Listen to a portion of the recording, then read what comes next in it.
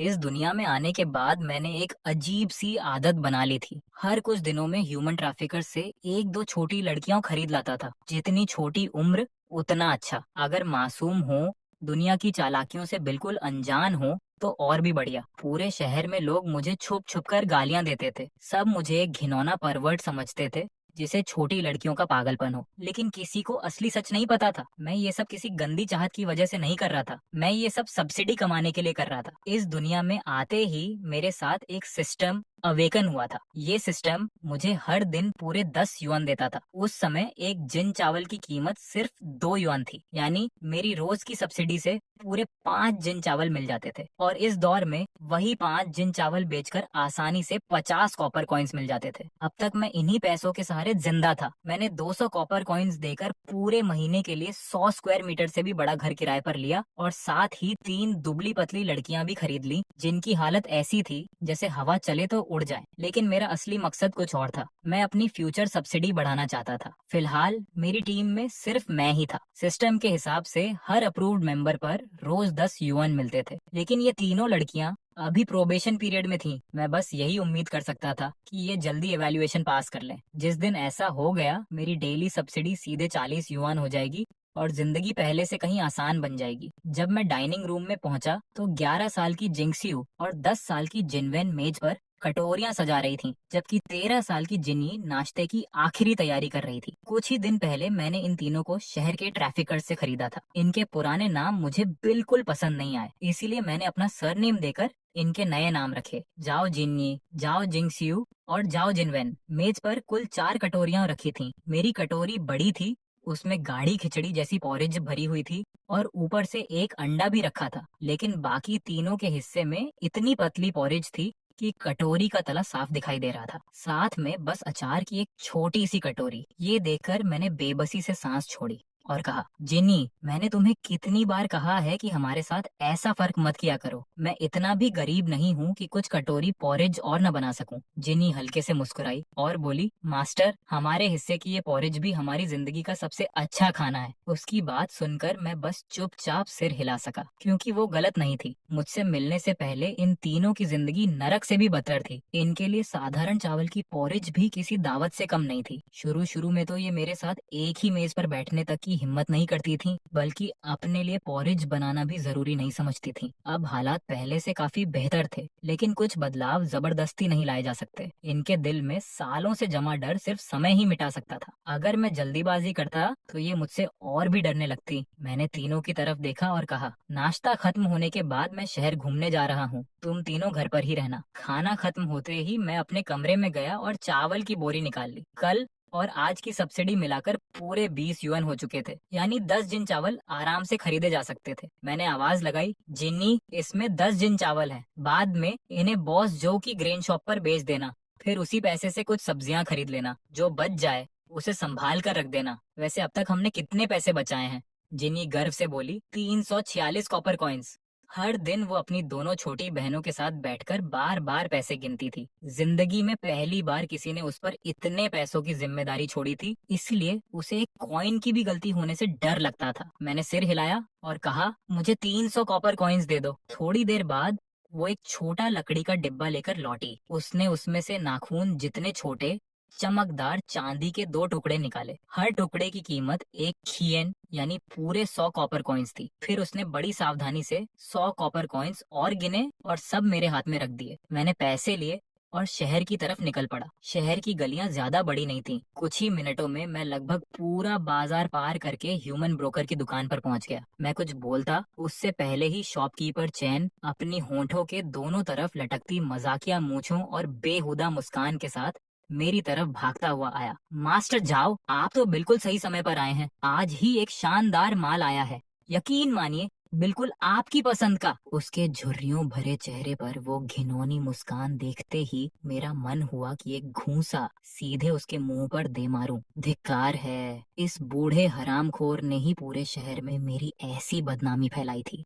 हर जगह यही अफवाह उड़ाता फिर रहा था कि बाहर से आया कोई अमीर आदमी झाओ छोटी लड़कियों का दीवाना है, 3 को घर ले जा चुका है और हर कुछ दिन बाद नई लड़की खरीदने फिर पहुंच जाता है। मैंने गुस्सा दबाते हुए ठंडे स्वर में कहा, उसे बाहर लाओ। पहले मैं देखूंगा। इस कचरे से ज्यादा बात करने का मेरा बिल्कुल मन नहीं था। चैन ने एक किशोर नौकर को किसी को लाने भेज दिया और खुद वहीं रुककर मेरे लिए चाय डालने लगा। कुछ ही देर बाद एक अधेड़ औरत अंदर आई और उसके साथ एक बेहद नन्ही सी लड़की थी। तभी अचानक मेरे सिस्टम की नोटिफिकेशन सामने आ गई। मेरे चेहरे पर अपने आप एक बड़ी सी मुस्कान फैल गई। जिनी आखिरकार अपना प्रोबेशन पीरियड पास कर चुकी थी। अब मेरी डेली सब्सिडी में पूरे 10 युआन और जुड़ने वाले थे। सबसे अच्छी बात ये थी कि जिंक्सियू और जिनवेन भी उसी दिन खरीदी गई थी, इसीलिए पूरी संभावना थी कि वो दोनों भी आज दोपहर तक इवैल्यूएशन पास कर लेंगी। यानी मेरी इनकम 10 युआन से सीधा 40 युआन रोज होने वाली थी। ऐसी खबर सुनकर भला मैं खुश कैसे ना होता, लेकिन मेरी इस खुशी को शॉपकीपर चेन ने बिल्कुल गलत समझ लिया। मुझे इतना खुश देखकर उसके चेहरे की मुस्कान और भी गंदी हो गई। उसके दिमाग में यही चल रहा था कि लड़की सिर्फ 8 साल की है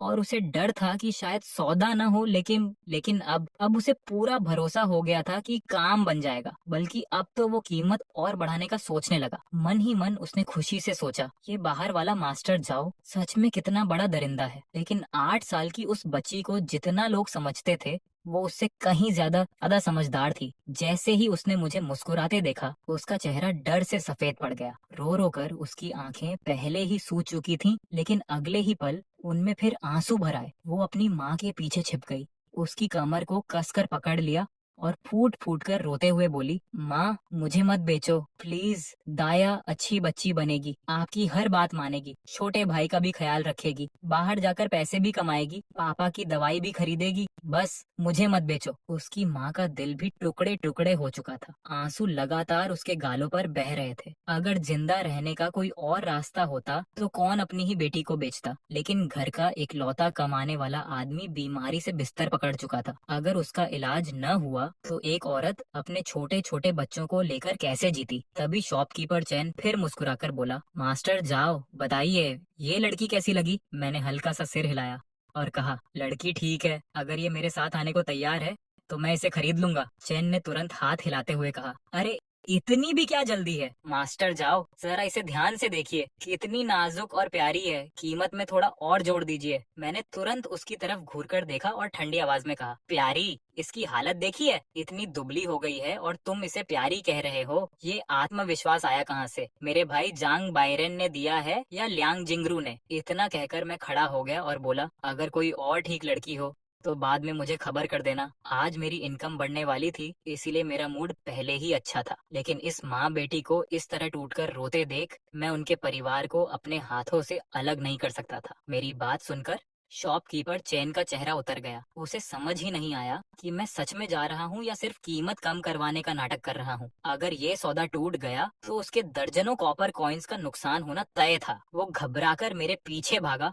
और चिल्लाया, मास्टर जाओ, रुक जाइए, बात तो कीजिए, कीमत कम कर देंगे। मैं दरवाजे से बाहर निकलने ही वाला था कि तभी उस औरत ने मेरे पायंचे को कसकर पकड़ लिया। उसके हाथ इतने सूखे और कमजोर थे कि मुझे सच में डर लगा, कहीं जोर से छुड़ाने पर टूट ही न जाएं। उसने थकी हुई बुझी बुझी आंखों से मेरी तरफ देखा और धीमी आवाज में बोली, मास्टर मैं अपनी बेटी बेच दूंगी। ये 3 शब्द बोलते ही जैसे उसके शरीर की आखिरी ताकत भी खत्म हो गई और वो वहीं जमीन पर गिर पड़ी। मैं कुछ पल उसे देखता रहा, फिर भारी मन से धीरे से बोला, ठीक है मैं इसे खरीदता हूँ। अगर बात सिर्फ उसकी अपनी जान की होती तो मुझे यकीन था कि वो कभी अपनी बेटी को नहीं बेचती, चाहे खुद मर ही क्यों न जाती। लेकिन अगर उसने ऐसा नहीं किया तो सिर्फ वही नहीं, पूरा परिवार भूख और बीमारी से खत्म हो सकता था। मैं धीरे धीरे वापस मेज तक गया और चांदी के 2 टुकड़े जोर से मेज पर पटक दिए। इस बार शॉपकीपर चैन की हिम्मत नहीं हुई कि फिर से मोल भाव करे। वो तुरंत घबराकर ओनरशिप कॉन्ट्रैक्ट निकालने लगा। 60 कॉपर कॉइन्स का साफ मुनाफा कमाकर मुझे सच में अच्छा लग रहा था, लेकिन माँ बेटी को आखिरी बार एक दूसरे से विदा लेते देख मेरा पूरा मूड खराब हो गया। उसकी माँ बार बार अपनी बेटी को समझा रही थी कि हमेशा अच्छा व्यवहार करना, सबकी बात मानना, और उसका हर एक शब्द मेरे दिल पर भारी पड़ रहा था। आखिर मैंने धीरे से कहा, मेरे पास अभी और भी काम है, अब हमें चलना चाहिए। औरत ने बाएं हाथ में पैसे कसकर पकड़ रखे थे और दाएं हाथ से अपनी बेटी का हाथ थाम रखा था। फिर एक दर्द भरी चीख उसके मुंह से निकली और कांपते हुए उसने अपनी बेटी का हाथ छोड़ दिया। मैं उसकी तरफ देखकर बोला, मैं तुम्हें अपना घर बता देता हूँ, अगर कभी अपनी बेटी से मिलने का मन हो तो बेझिझक आ जाना, मैं तुम्हें कभी नहीं रोकूंगा। उसने सम्मान से सिर झुकाया और बोली, मास्टर मैं नियम जानती हूँ, मैं आपके घर आकर आपको परेशान नहीं करूंगी। आप बहुत अच्छे इंसान हैं। बस मेरी एक ही विनती है, मेरी बेटी का अच्छे से ख्याल रखिए। अगर अगला जन्म हुआ तो मैं बैल या घोड़े की तरह आपकी सेवा करके भी आपका एहसान चुकाऊंगी। मैंने हल्के से सिर हिलाया और कहा, चिंता मत करो, मेरे साथ इसकी जिंदगी यहाँ से कहीं बेहतर होगी। और हाँ, ली दाया नाम मुझे बिल्कुल अच्छा नहीं लगा। आज से तुम्हारा नाम जाओ जिंगयुआन होगा। चलो अब मेरे साथ घर चलते हैं। मैं आगे आगे चलने लगा और जाओ जिंगयुआन चुपचाप मेरे पीछे चल दी। उसके आंसू पूरे रास्ते रुकने का नाम ही नहीं ले रहे थे। वो सिर्फ अपने परिवार से हमेशा के लिए बिछड़ने की वजह से नहीं रो रही थी, बल्कि इसलिए भी क्योंकि उसे जरा भी अंदाजा नहीं था कि आगे उसकी जिंदगी कैसी होने वाली है। घर पहुंचकर मैंने दरवाजा खटखटाया और आवाज लगाई, जिन्नी दरवाजा खोलो, मैं वापस आ गया हूँ। दरवाजा खुला और जिन्नी ने बाहर झांका। उसके कपड़े और चेहरा मिट्टी से सने हुए थे, लेकिन मुझे देखते ही उसके चेहरे पर खिली मुस्कान किसी फूल जैसी लग रही थी। मास्टर आप आ गए, मैंने हल्का सा भौहें सिकोड़ते हुए पूछा। तुम सब मिट्टी में क्यों लथपथ हो? मैंने मना किया था ना, वैसे भी हम यहाँ ज्यादा दिन रहने वाले नहीं हैं। वो शर्माते हुए मुस्कुराई और बोली, हम सब बहुत बोर हो रहे थे तो सोचा जमीन पलट देते हैं, क्या पता जाने से पहले कुछ उग ही जाए। उसकी बात सुनकर मैंने बेबस होकर सांस छोड़ी। ये लड़कियां सच में बहुत अच्छी थीं। बस अफसोस इस बात का था कि किस्मत ने इनके साथ कभी अच्छा व्यवहार नहीं किया। तभी जिन्नी की नजर मेरे पीछे खड़ी छोटी लड़की पर पड़ी। उसने उत्सुक होकर पूछा, मास्टर ये कौन है? मैं मुस्कुराया और बोला, आज ही इसे घर लाया हूँ। आज से इसका नाम जाओ जिंगयुआन है। अब ये तुम्हारी छोटी बहन है, इसलिए इसका अच्छे से ख्याल रखना। जिन्नी इसके लिए कुछ खाने को बना दो।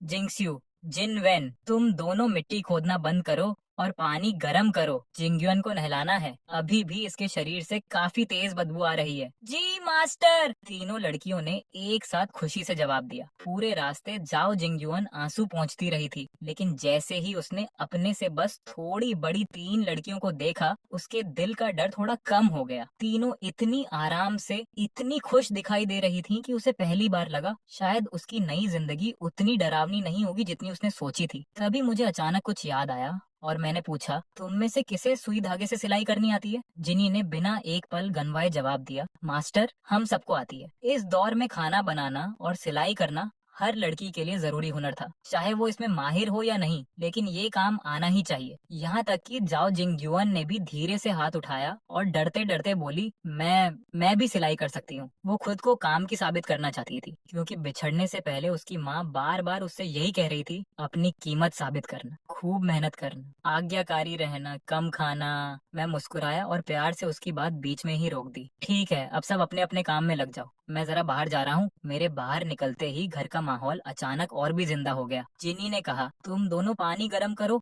और जिंगयुआन को नहला दो, मैं इसके लिए कुछ खाने को बनाती हूँ। जिंगस्यू और जिनवेन तुरंत खुशी से बोली, चिंता मत करो बड़ी बहन, हम अपनी छोटी बहन का पूरा ध्यान रखेंगे। बेचारा जाओ जिंगयुआन समझ भी नहीं पाई कि क्या हो रहा है और दोनों लड़कियां उसका हाथ पकड़कर अंदर ले गईं। रास्ते भर वो लगातार उससे बातें करती रहीं, उसे बताती रहीं कि यहाँ सब लोग कितने अच्छे हैं, मास्टर उनका कितना ख्याल रखते हैं और अब उसे किसी बात से डरने की जरूरत नहीं है। उन्होंने उसे अच्छे से नहलाया, फिर अपने पुराने लेकिन बिल्कुल साफ और बिना बदबू वाले कपड़े पहनाए और आखिर में उसे खाने की मेज तक ले आई। वहाँ उसके सामने गर्मा गर्म गाढ़ी चावल की पोरेज रखी थी और साथ में अचार की छोटी सी कटोरी। जिंगस्यू मुस्कुराकर बोली, क्या देख रही हो, जल्दी खाओ, भूख नहीं लगी? जाओ जिंगयुआन ने जोर से लार निकली और घबराकर बोली, बड़ी बहनों आप लोग खाइए, मुझे भूख नहीं है। थोड़ी देर रुककर उसने धीरे से कहा, असल में मेरे लिए थोड़ा सा जंगली साग वाली पोरेज ही काफी है, मुझे चावल की पोरेज नहीं चाहिए। जीनी ने प्यार से मुस्कुराकर कहा, आराम से खाओ, हम लोग सुबह ही नाश्ता कर चुके हैं और पोरेज भी खा चुके हैं। फिर उसकी घबराहट देकर बोली, हमें अभी थोड़ा काम करना है इसलिए हम चलते हैं, तुम पोरेज ठंडी होने से पहले खा लेना। जाओ जिंगयुआन जल्दी से उठ खड़ी हुई और बोली, मैं भी आपके साथ काम करूंगी। जिनी मुस्कुराकर सिर हिलाते हुए बोली, पहले खाना खत्म करो फिर काम करना, हम चलते हैं। तीनों के जाने के बाद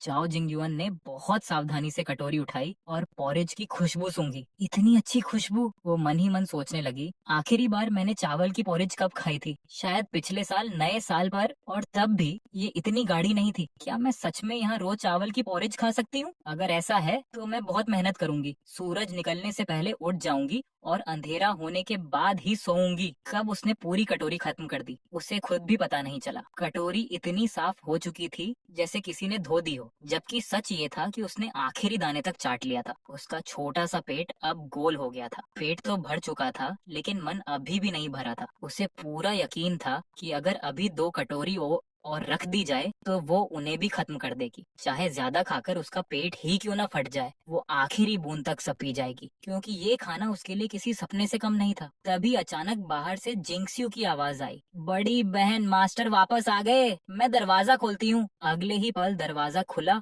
और मैं हाथ में कपड़े की एक बड़ी गठरी लेकर अंदर आया। जाओ जिंगयुआन तुरंत खड़ी हो गई, लेकिन जैसे ही उसकी नजर अपनी उस चमचमाती साफ कटोरी पर पड़ी, उसका चेहरा शर्म से लाल हो गया। अच्छा हुआ कि वो अभी अभी नहाकर आई थी, वरना मिट्टी के नीचे किसी को उसका लाल चेहरा दिखाई भी नहीं देता। मैं मुस्कुराते हुए सबकी तरफ देखकर बोला, देखा अब कितना अच्छा लग रहा है। साफ सुथरे रहने से खुद भी अच्छा लगता है और दूसरों को भी। आओ सब इधर आओ, आज मेरा मूड बहुत अच्छा है, इसलिए मैं तुम सबके लिए कुछ गिफ्ट्स लाया हूँ। मैंने गठरी मेज पर रखी और उसे खोला। अंदर मोटे कपड़े का पूरा थान था, साथ में सुई और धागा भी। मैंने कहा, जिन्नी, इस कपड़े के 380 कॉपर कॉइन्स लगे हैं, देखो, क्या इससे तुम चारों के लिए नए कपड़े बन जाएंगे? फिलहाल पैसे थोड़े कम हैं, बाद में जब ज्यादा पैसे होंगे तो तुम सबके लिए रंग बिरंगे कपड़े खरीदूंगा। जिनी वहीं की वहीं जड़ हो गई। उसने कभी सपने में भी नहीं सोचा था कि मैं उनके लिए सच में कपड़ा खरीदूंगा। उसके दिल में खुशी और दुख दोनों एक साथ उमड़ पड़े। जब उसने सुना कि आगे चलकर मैं और भी अच्छे कपड़े खरीदूंगा, तो उसने जल्दी से आंखों में आए आंसू पोंछे और बोली, मास्टर, इसकी कोई जरूरत नहीं है, ये कपड़ा ही हमारे लिए बहुत है। सच में उसने कभी नई पोशाक पहनने का सपना भी नहीं देखा था। उस समय साधारण किसानों के बच्चे भी कई कई साल तक नए कपड़े नहीं पहनते थे। ज्यादातर लड़कियों को पहली बार नए कपड़े सिर्फ शादी के दिन मिलते थे, और कुछ को वो भी नसीब नहीं होते थे। मैं हंसते हुए बोला, अरे ये तो बस थोड़ा सा कपड़ा है, इसके लिए रोने की क्या बात है। जिन्नी, सच सच बताओ, क्या ये काफी है? उसने मन ही मन हिसाब लगाया और बोली, शायद 4 जोड़ी बन जाएं। मैंने भौं उठाई और मुस्कुराकर कहा, शायद मतलब कपड़ा कम है, कोई बात नहीं, कल मैं 100 कॉपर कॉइन्स का और कपड़ा खरीद लाऊंगा। मैं नहीं चाहता कि तुम लोग हर इंच बचाने के चक्कर में ऐसे कपड़े बनाओ जो ठीक से पहन भी न सको। या फिर ऐसा करो, हर कोई 2 की जगह 1 ही बांसिल लेना, फिर सब एक हाथ बाहर निकालकर साधुओं की तरह घूमना। मेरी बात सुनते ही चारों लड़कियां खिलखिलाकर हंस पड़ी। जिनवेन ने तो वो नजारा अपने दिमाग में सोच लिया और हंसते हंसते बोली, अगर ऐसा हुआ तो हम साधु नहीं साध्वी लगेंगे। मैं भी जोर से हंस पड़ा। अच्छा, तो यही सपना है तुम्हारा? लगता है कल तुम सबका सिर ही मुंडवा देना चाहिए। नहीं! चारों लड़कियां एक साथ चीख उठीं और तुरंत अपने अपने बाल पकड़ लिए, जैसे मैं सच में अभी उनका सिर साफ करने वाला हूँ। उनकी डरी हुई शक्ल देखकर मेरी हंसी और भी छूट गई। फिर मैंने मुस्कुराकर कहा, अब तुम्हें बोर होने की शिकायत नहीं होगी। आंगन खोदना भी बंद कर दो, वैसे भी हम जल्दी ही यहाँ से जाने वाले हैं। इतना सुनते ही चारों लड़कियां कपड़े के थान के चारों तरफ जमा हो गईं और उत्साह से अपने नए कपड़ों की बातें करने लगीं, जबकि मैं चुपचाप अपने कमरे में लौट आया। अब जिन्नी, जिंक्सियो और जिनवेन तीनों सिस्टम का प्रोबेशन पीरियड पास कर चुकी थी। बस कुछ दिनों बाद जब जिंगयुआन भी पास कर लेगी, तब मेरी डेली सब्सिडी पूरे 50 युआन यानी 500 कॉपर कॉइन्स हो जाएगी। सिर्फ 2 दिन की सब्सिडी ही एक ताइल चांदी के बराबर होगी। फिलहाल हमारा रोज का खर्च मुश्किल से 30-40 कॉपर कॉइन्स था। यानी अब आखिरकार मेरा असली प्लान शुरू करने का समय आ चुका था। मुझे कोई अच्छी जगह ढूंढनी थी, कुछ एमयू जमीन खरीदनी थी, घर बनवाना था, मजदूर रखकर बंजर जमीन साफ करवानी थी और धीरे धीरे अपना खुद का गांव बसाना था। मैंने मन ही मन कहा, सिस्टम, आसपास कोई सबसे अच्छी जियोमेंटिक लोकेशन ढूंढो। 100 एली के दायरे में गांव बसाने के लिए सबसे बेहतरीन जगह सर्च करो। तुरंत सिस्टम की आवाज आई, सर्च कॉस्ट 100 युआन। कंफर्म? मैं कड़वी मुस्कान के साथ सिर हिलाकर बोला, छोड़ो, अभी मेरे पास इतने पैसे नहीं है, कुछ दिन और इंतजार करता हूँ। दोपहर ढलते ढलते जिन्नी ने रात का खाना तैयार कर लिया और दरवाजा खटखटाकर मुझे बुलाने आई। मेज पर एक लकड़ी के टब में दर्जन भर मोटे अनाज की रोटियां रखी थीं, साथ में तली हुई सब्जी, बड़ा सा सूप का कटोरा और अचार की छोटी प्लेट थी। जाओ जिंगयुआन, ये सब देखकर दंग रह गई। रोटियों में जंगली साग तक नहीं मिलाया गया था, सब्जी और सूप में भी अनाज साफ दिखाई दे रहा था। इतने अच्छे खाने का इंतजाम तो अमीर जमींदार भी रोज नहीं करते होंगे। सिर्फ इस एक खाने में ही 10 से ज्यादा कॉपर कॉइन्स खर्च हो गए होंगे। लेकिन उससे भी बड़ा झटका उसे तब लगा जब मैं बैठते ही नाराज होकर बोला, जिन्नी, क्या घर का चावल खत्म हो गया? आज खाने का स्टैंडर्ड इतना नीचे क्यों आ गया? और सब्जी में मीट के टुकड़े कहाँ हैं? जाओ जिंगयुआन डर के मारे सांस तक रोक बैठी। जिन्नी भी घबराकर खड़ी हो गई और बोली, मास्टर, आज आपने जिंगयुआन को खरीदा, फिर इतना कपड़ा भी खरीद लिया, इसलिए मैंने। उसने सिर झुका लिया और धीमे से बोली, माफ कीजिए मास्टर, घर में अभी अंडे हैं, मैं अभी आपके लिए 2 अंडे तलकर लाती हूँ। चारों लड़कियों के डरे हुए चेहरे देखकर मुझे तुरंत अपनी गलती का एहसास हुआ। मेरी आवाज नरम पड़ गई। मैंने कहा, 2 नहीं, कुछ और तलो,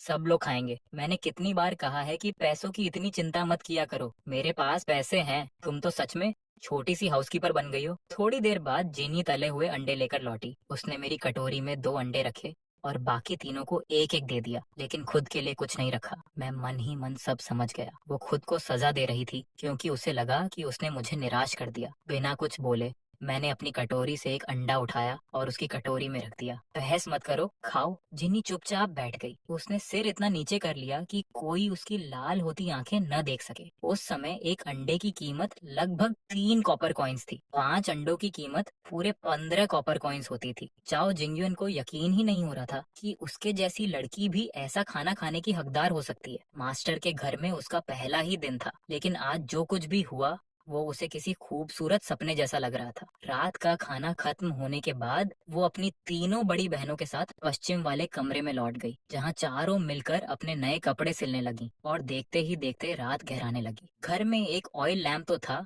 लेकिन हम उसे कभी जलाते नहीं थे। अंधेरा होते ही सब जल्दी सो जाते थे। बड़ा सा साझा बिस्तर चारों छोटी लड़कियों के लिए आराम से काफी था। रजाइयां भले ही पुरानी थीं, लेकिन मोटी और गर्म थीं। जैसे जैसे जाओ जिंगयुआन उन रजाइयों में सिमटती गई, उसके दिल में बरसों से जमा डर और बेचैनी धीरे धीरे पिघलने लगी। उनकी जगह पहली बार उसे ऐसा सुकून महसूस हुआ जो उसने अपनी पूरी जिंदगी में कभी नहीं जाना था। उसने आंखें बंद करते हुए मन ही मन सोचा, अगर ये सपना है तो मैं कभी नहीं चाहती कि मेरी आंख खुले। अगली सुबह सूरज निकलने से पहले ही पड़ोस के घर से मुर्गे की बांग सुनाई दी। जिंगयुआन झटके से उठकर बैठ गई। अपने पुराने घर में जैसे ही मुर्गे की आवाज आती थी, उसे तुरंत उठना पड़ता था। माँ के साथ खाना बनाना, छोटे भाई बहनों की देखभाल करना, नाश्ते के बाद कपड़े धोना और कई बार जंगल जाकर जंगली साग खोद कर लाना, उसके लिए काम कभी खत्म ही नहीं होता था। लेकिन अगले ही पल उसे याद आया कि अब वो मुझे बेच दी गई है। एक पल के लिए उसका दिल फिर भारी हो गया, मगर उसने उस दुख को जबरदस्ती दबा दिया। उसने देखा कि जिनी चुपचाप उठकर कपड़े पहन रही थी,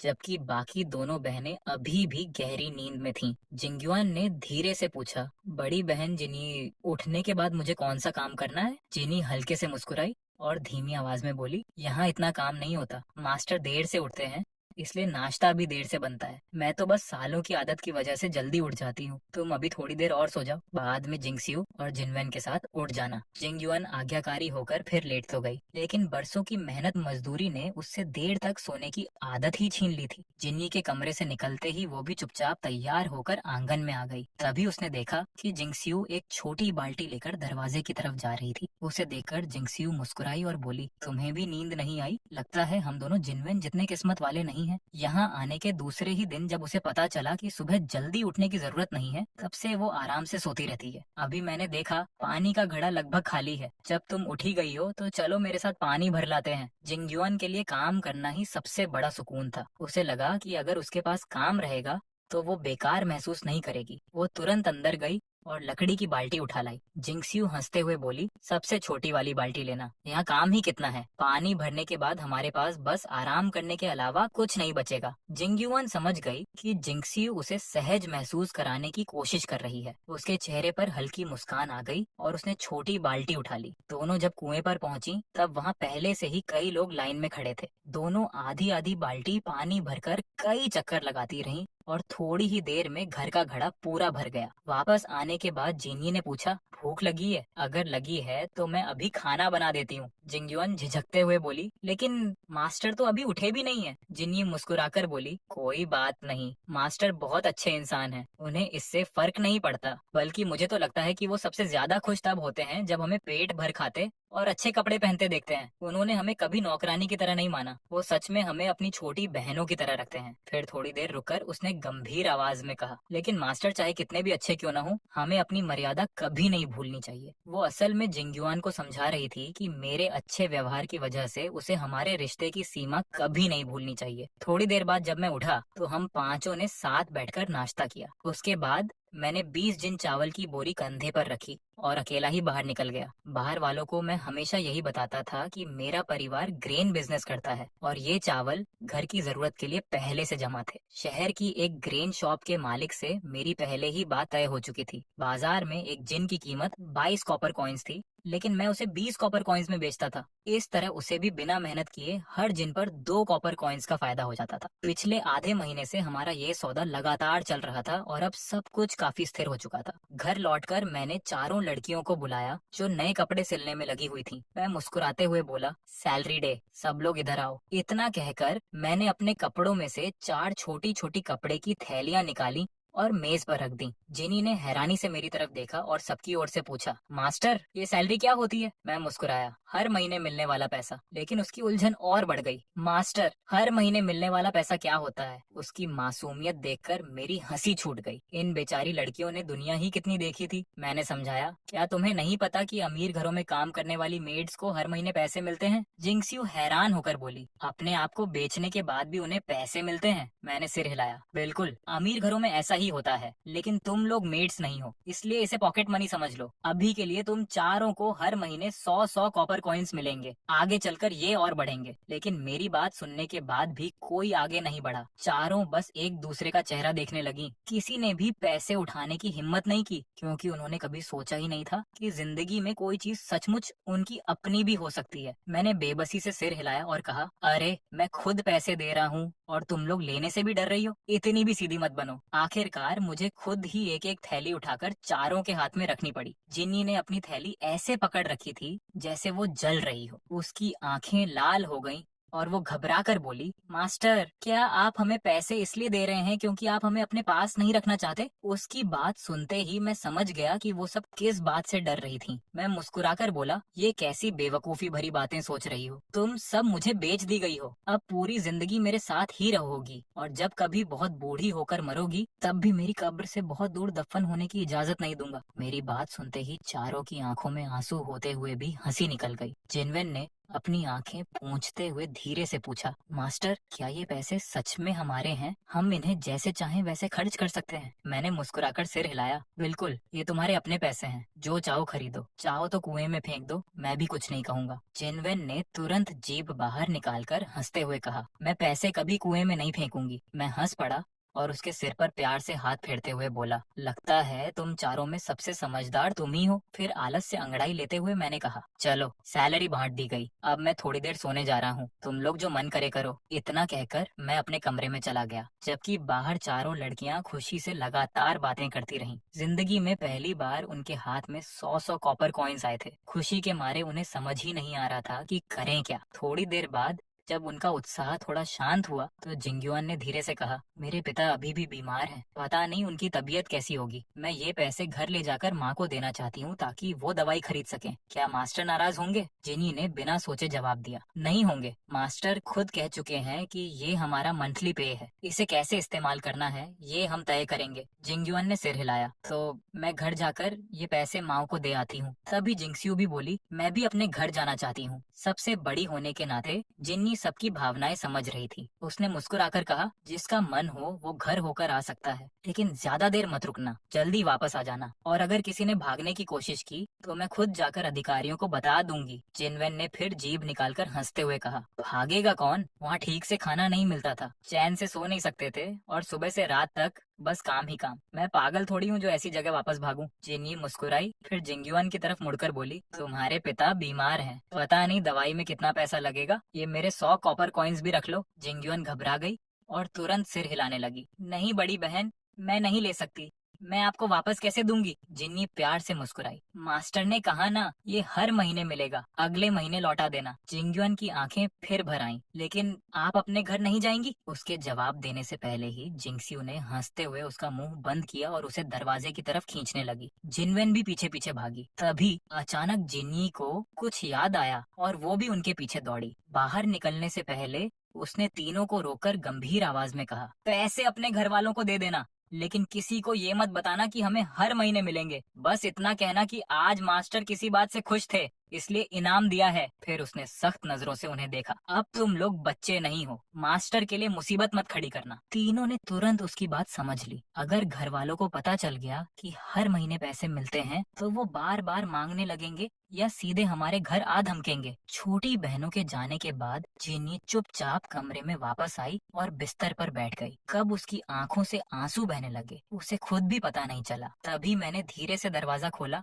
और अंदर आ गया। उसने जल्दी जल्दी आंसू पोंछे और मुस्कुराने की कोशिश की, लेकिन मुस्कान आ ही नहीं पाई। मैं उसके पास जाकर बैठ गया और उसके दुबले कंधे पर हाथ रखकर धीरे से बोला, जिनी, जिस दिन मैंने तुम्हारा नाम जाओ जिन्नी रखा था, उसी दिन तय कर लिया था कि आज से तुम मेरी अपनी छोटी बहन हो। अब तुम अकेली नहीं हो, तुम्हारा एक बड़ा भाई है। ये बड़ा भाई हमेशा तुम्हारी रक्षा करेगा, तुम्हारा ख्याल रखेगा, तुम्हारी शादी में अच्छा सा दहेज देगा और ये भी सुनिश्चित करेगा कि तुम्हारे ससुराल वाले कभी तुम्हें नीचा दिखाने की हिम्मत न करें। जब तक मैं जिंदा हूँ, तुम्हारे ऊपर आने वाली हर मुसीबत से पहले मैं खड़ा रहूंगा। अब इस दुनिया में कोई तुम्हें कभी नहीं सताएगा, तुम्हारे अपने पिता भी नहीं। ये सुनते ही जिन्नी की आंखों के सामने सब धुंधला हो गया। अगले ही पल वो फूट फूट कर मेरे सीने से लगकर रोने लगी। इसी दौरान चिंगन्यू टाउन के किनारे टूटी फूटी झोपड़ियों और तंग गलियों वाली गरीब बस्ती में जाओ जिंगयुआन वापस अपने घर पहुंची। चारों तरफ कीचड़,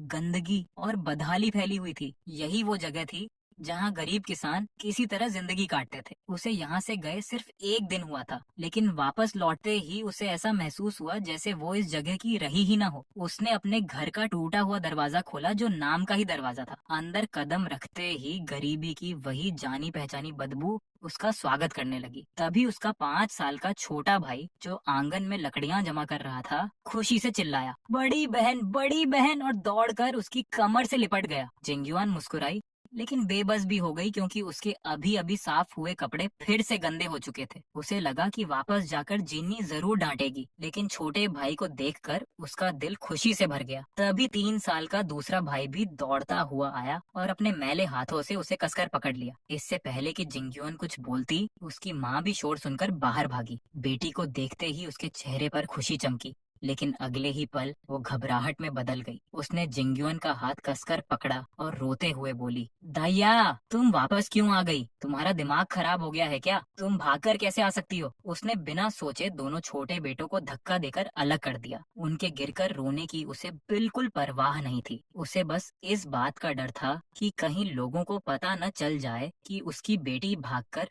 वापस आई है। अगर मैंने अधिकारियों को खबर कर दी तो उनके पूरे परिवार पर आफत टूट पड़ेगी। जिंगयुआन ने जल्दी से समझाया, माँ, मैं भागकर नहीं आई, मैंने मास्टर से इजाजत लेकर ही वापस आई हूँ। उसकी माँ ने अविश्वास से पूछा, इजाजत? कल ही तो गई थी और आज ही छुट्टी भी मिल गई, क्या मैं इतनी बेवकूफ हूँ? जिंगयुआन ने मजबूती से सिर हिलाया, आप मानो या मत मानो, लेकिन सच में इजाजत मिली है। मैं बस एक जरूरी काम से आई हूँ, पिताजी से मिलकर तुरंत वापस चली जाऊंगी। उसकी माँ अभी भी यकीन नहीं कर पा रही थी। क्या सच में? तभी अंदर से एक कमजोर आवाज सुनाई दी, क्या दाया आई है?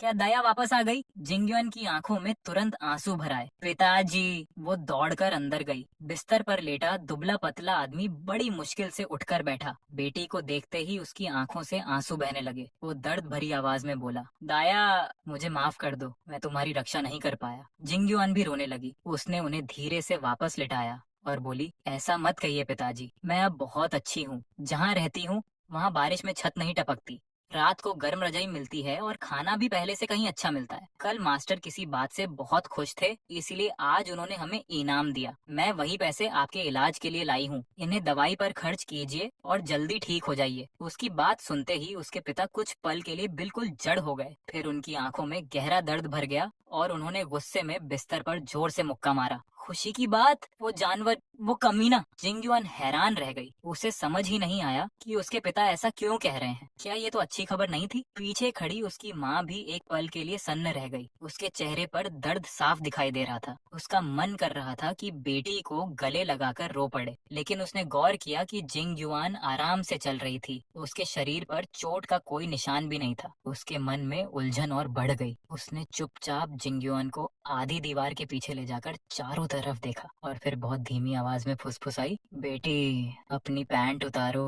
मेरी माँ ने हमें उस समय पूरी बात नहीं बताई, लेकिन उन्होंने चुपके से पिताजी के कान में कुछ फुसफुसाकर कहा। अगले ही पल दोनों के चेहरों पर छाया भारी तनाव जैसे गायब हो गया। ऐसा लग रहा था मानो उनके सीने से कोई बहुत बड़ा बोझ उतर गया हो। तभी उन्हें अचानक मेरे पैसे वाली बात याद आई और दोनों ने जल्दी जल्दी उसके बारे में पूछा। जिंगयुआन ने अपनी दोनों छोटी थैलियां निकाली और माँ के हाथ में रख दी। इनमें पूरे 200 कॉपर कॉइन्स हैं। इनसे पिताजी की दवाई खरीद लेना। इनमें से 100 मेरे हैं और बाकी 100 मेरी बड़ी बहन ने दिए हैं। शायद उनका इस दुनिया में कोई अपना नहीं है, इसीलिए उन्होंने ये पैसे हमें उधार दिए हैं। बाद में जब मुझे फिर से रिवॉर्ड मिलेगा तब मैं उन्हें लौटा दूंगी। ये सुनते ही उसके माता पिता की आंखें लाल हो गईं। उसकी माँ भावुक होकर बुदबुदाई, अच्छे लोग, सब कितने अच्छे लोग हैं। हमारी बेटी सच में बहुत भाग्यशाली है जो उसे इतना दयालु परिवार मिला। मैं और तुम्हारे पिता तो मास्टर जाओ की लंबी उम्र के लिए रोज प्रार्थना करेंगे। जिंगयुआन हल्का सा मुस्कुराई और बोली, माँ मुझे यहाँ आए काफी देर हो गई है, अब मुझे वापस जाना चाहिए। आगे भी अगर मास्टर मुझे रिवॉर्ड देंगे तो मैं और पैसे लेकर आऊंगी। उसकी माँ कुछ कहना चाहती थी,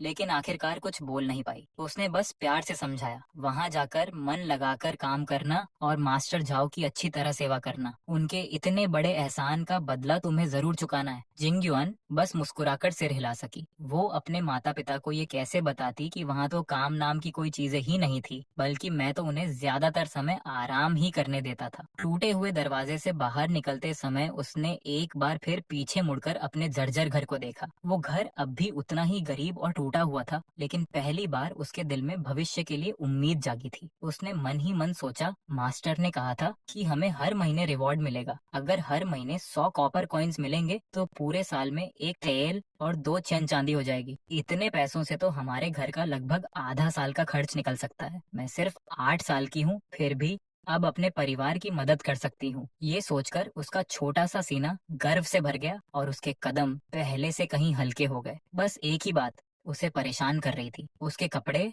फिर से गंदे हो गए थे। उसे डर था कि वापस जाकर जिनी उसे जरूर डांटेगी। उसने मन ही मन तय कर लिया कि अगली बार घर आएगी तो अपने दोनों छोटे भाइयों को भी साफ सुथरा रहना सिखाएगी, क्योंकि मास्टर को सफाई बहुत पसंद है। जैसा कि जिनवेन ने मजाक में कहा था, वैसा ही हुआ। घर जाने वाली तीनों लड़कियां आखिरकार वापस लौट आईं। आखिर कौन बेवकूफ ऐसी जगह छोड़कर भागता जहां रोज भरपेट खाना मिलता हो, आराम से सोने की जगह हो, काम बहुत कम हो, मास्टर इतना अच्छा हो और ऊपर से हर महीने पॉकेट मनी भी मिले। शायद किसी बड़े जमींदार की बेटियां भी उनसे ज्यादा आराम की जिंदगी नहीं जीती होंगी। चिंगन्यू टाउन से लगभग 12 किलोमीटर दूर हरे भरे पहाड़ों और साफ पानी से घिरी एक बेहद खूबसूरत घाटी थी। मैंने 100 युआन खर्च करके सिस्टम से सबसे बेहतरीन जियोमैटिक लोकेशन चुनवाई और फिर 100 युआन और देकर पूरे गांव का लेआउट तैयार करवाया। उसके बाद अपनी पसंद के हिसाब से उसमें थोड़े बदलाव किए और शहर के बॉस वांग को बुलाकर मजदूरों का इंतजाम करने और घर बनवाने का काम सौंप दिया। 10 दिन से थोड़ा ज्यादा समय बीता और आखिरकार हमारा नया घर बनकर तैयार हो गया। ये कोई आलीशान हवेली नहीं थी, न कहीं नक्काशी थी, न शानदार इमारत, यहाँ तक कि इसे ईंट और टाइलों वाला पक्का घर कहना भी बढ़ा चढ़ाकर बोलना होता। चारों तरफ बस 2 मीटर ऊंची मिट्टी की दीवारें थीं और सबसे कीमती चीज सिर्फ आसपास के पहाड़ों से काटी गई लकड़ी की मोटी बलियां थीं। लेकिन चाहे घर कितना भी साधारण क्यों न हो, अब हमारे पास आखिरकार ऐसी जगह थी जो हमें धूप, बारिश और तूफान से बचा सकती थी। जब मैं पहली बार चारों लड़कियों को वहां लेकर पहुंचा तो कोई भी अपनी खुशी छिपा नहीं पा रहा था। जिनी चारों तरफ देखते हुए अविश्वास से बोली, मास्टर क्या अब से यही हमारा घर होगा? मैंने मुस्कुराकर सिर हिलाया। हाँ, अभी ये बहुत साधारण है। जब हमारे पास और पैसे होंगे तो इसे गिराकर इससे भी बड़ा और सुंदर घर बनाएंगे। चलो पहले पीछे चलते हैं, तुम सब अपनी अपनी पसंद का कमरा चुन लो। उसके बाद बॉस वांग सामान रखवा देंगे और फिर हम यहाँ आकर रह सकेंगे। हर बड़ा सफर एक छोटे कदम से शुरू होता है। तभी अचानक सिस्टम की नोटिफिकेशन मेरे दिमाग में गूंज उठी। Congratulations, fixed base established, reward, team expansion bonus और एक लॉटरी ड्रॉ। ये सुनते ही मेरे चेहरे पर मुस्कान फैल गई। आखिरकार एक और लॉटरी का मौका मिल गया। इस बार मैं इसे इस्तेमाल कर सकता था। सिस्टम के अनुसार उसकी लॉटरी बहुत ही दुर्लभ और ताकतवर थी। मैं अपनी जरूरत के हिसाब से प्राइस पूल भी चुन सकता था। सिस्टम मिलने के बाद से ही मैं अपनी पहली लॉटरी किसी बेहद जरूरी मौके के लिए बचा कर रखे हुए था। लेकिन इस समय मुझे सबसे ज्यादा जरूरत पैसों की थी। ये छोटा सा घर बनाने में ही 20 दिनों की सब्सिडी खत्म हो चुकी थी। आगे खेत साफ करवाने थे, लोगों को यहाँ बसाना था और पूरे गांव को विकसित करना था। हर काम के लिए पैसे चाहिए थे। मैंने मन ही मन आदेश दिया, सिस्टम लॉटरी शुरू करो। टारगेट ऐसा कुछ हो जो इस्तेमाल करने में आसान हो और जिससे पैसे कमाए जा सकें। कुछ ही पल बाद सिस्टम की आवाज आई, कॉन्ग्रेचुलेशंस, आपको एक इंटीग्रेटेड डिस्टिलेशन एपरेटस प्राप्त हुआ है।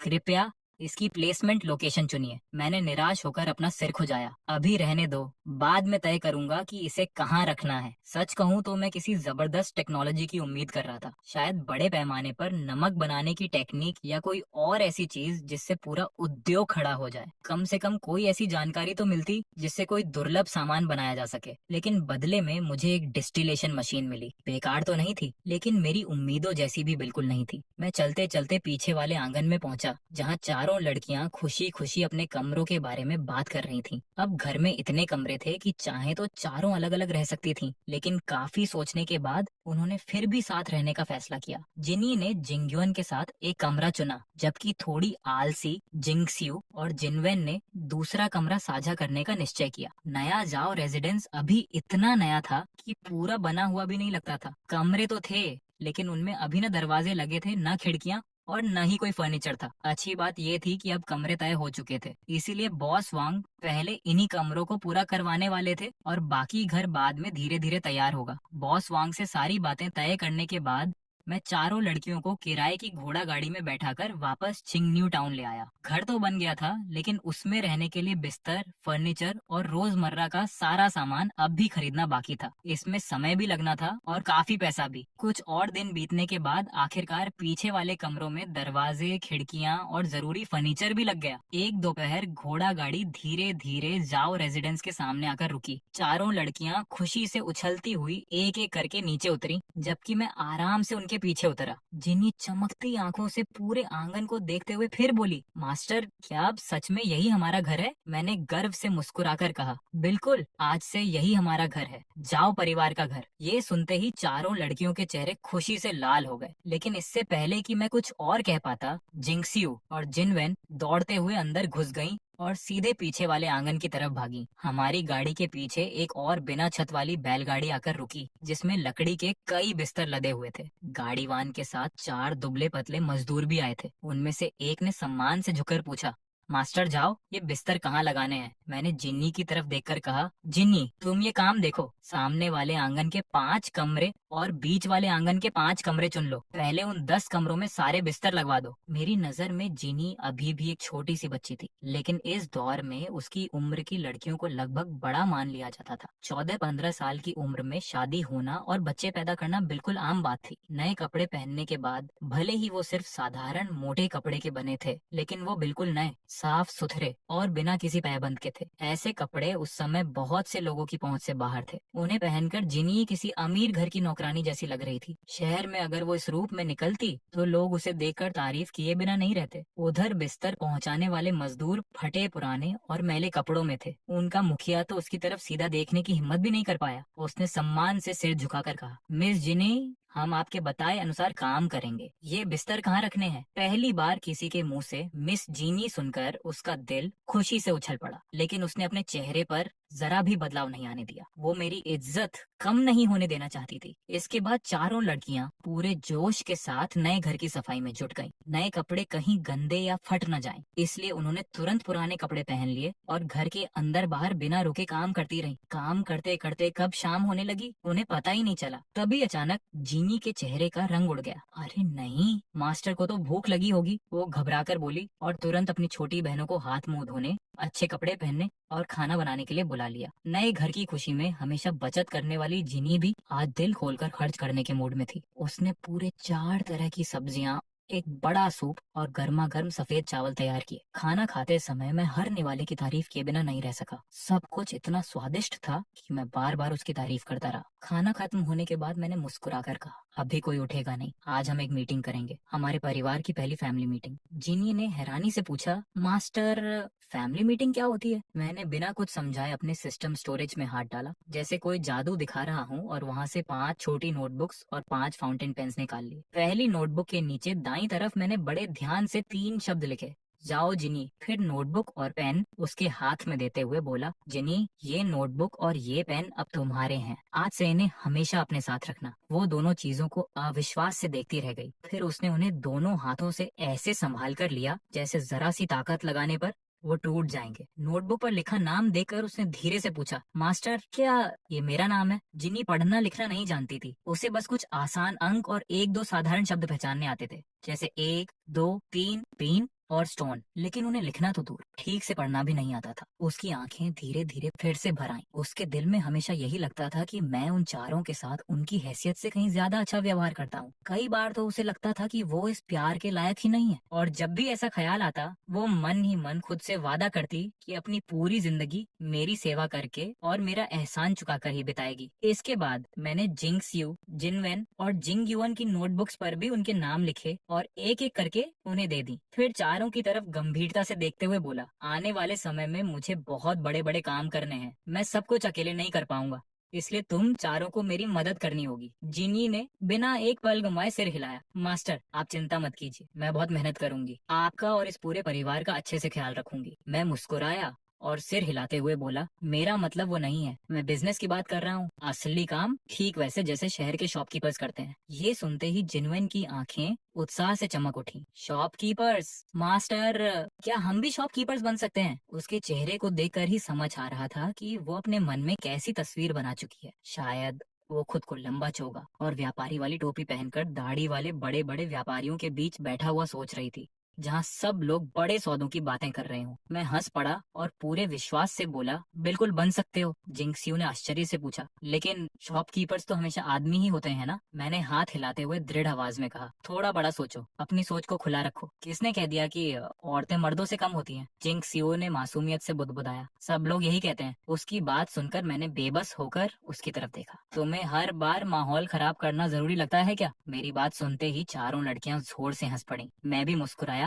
और बोला, अच्छा वो सब बातें बाद में करेंगे, अभी सबसे पहले हमारी पहली क्लास शुरू करते हैं। मेरे हिसाब से अब भी हमारा बिजनेस इतना स्थिर हो चुका था कि रोज लगभग 500 कॉपर कॉइन्स कमा सकता था, यानी एक टाइल चांदी कमाने में अभी भी पूरे 2 दिन लगते थे। पूरे साल की कमाई जोड़ भी दी जाए तो मुश्किल से 100 से थोड़ा ज्यादा टेल्स ही बनते। मैंने सिर हिलाते हुए लंबी सांस ली, ये बहुत कम है। मेरी बात सुनकर चारों लड़कियां मुझे ऐसे देखने लगीं जैसे मैंने कोई मजाक कर दिया हो। उनकी नजर में साल भर में 100 से ज्यादा टेल्स कमाना किसी सपने से कम नहीं था। पूरे चिंगन्यू टाउन में शायद ही इतने लोग होंगे जो साल भर में इतनी कमाई कर पाते हों। मैं मुस्कुराया और बोला, इसीलिए मैं अपने होम टाउन से एक बहुत खास चीज लेकर आया हूँ, आगे चलकर वही हमारा सबसे बड़ा बिजनेस बनेगा। चारों एक साथ उत्सुक होकर आगे झुक गईं। क्या है मास्टर? मैंने रहस्यमयी मुस्कान के साथ जवाब दिया, वाइन, हम बहुत बढ़िया वाइन बेचेंगे। इतना सुनते ही चारों ने सवालों की झड़ी लगा दी। कोई पूछ रहा था कैसी वाइन होगी, कोई पूछ रहा था कहाँ बनेगी। मैं बस हंसते हुए हाथ हिलाकर बोला, थोड़ा इंतजार करो, अभी उसका इक्विपमेंट पहुंचा नहीं है। फिर मैंने दोनों हाथ ताली की तरह बजाए। चलो अगला टॉपिक, अब हमें नए घर के सामान की प्लानिंग करनी है। अभी हमारे पास इतना पैसा नहीं है कि सब कुछ एक साथ खरीद लें, इसलिए धीरे धीरे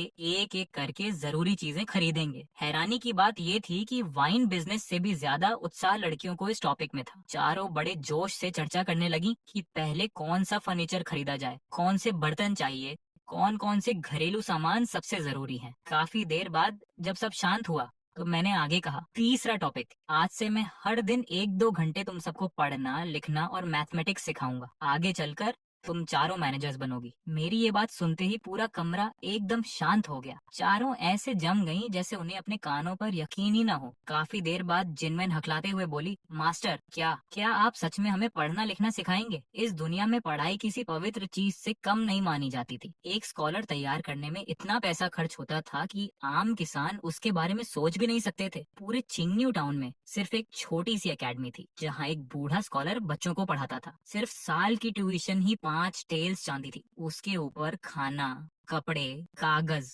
ब्रश, इंक और बाकी खर्च जोड़ दिए जाए तो एक छात्र पर साल का 20-30 टेल्स आराम से खर्च हो जाता था। आम किसानों के लिए ये रकम आसमान छूने जैसी थी। बहुत से परिवार तो पूरी जिंदगी में भी इतना पैसा नहीं जोड़ पाते थे। स्कॉलर बनाना मतलब हर साल 20-30 टेल्स का लंबा इन्वेस्टमेंट करना, वो भी बिना किसी गारंटी के। फायदा होगा या नहीं ये तो किस्मत ही तय करती थी। अगर कोई सच में सफल हो जाए तो लोग कहते थे कि उसके पूर्वज स्वर्ग से आशीर्वाद दे रहे हैं। उनकी सारी चिंताएं सुनने के बाद मैं मुस्कुराया और बोला, मैं तुम्हें सिर्फ इतना पढ़ाऊंगा कि तुम पढ़ लिख सको, हिसाब किताब कर सको और काम संभाल सको। तुम्हें इंपीरियल एग्जामिनेशन थोड़ी दिलवानी है। फिर मैंने एक और उंगली उठाई और आखिरी टॉपिक, मैं कुछ परमानेंट वर्कर्स रखने वाला हूँ। उनका मुख्य काम आसपास की बंजर जमीन साफ करना और एस्टेट का काम संभालना होगा। लेकिन हमें सोच समझकर तय करना होगा कि कितने लोगों को रखना है और उन्हें कितनी सैलरी देनी है। आखिर हम अभी इतने अमीर भी नहीं हैं। जिनी कुछ देर सोचने के बाद बोली, मास्टर आप कितने एमयू जमीन पर खेती करना चाहते हैं? मैंने थोड़ी सहलाते हुए कहा, अभी तय नहीं है।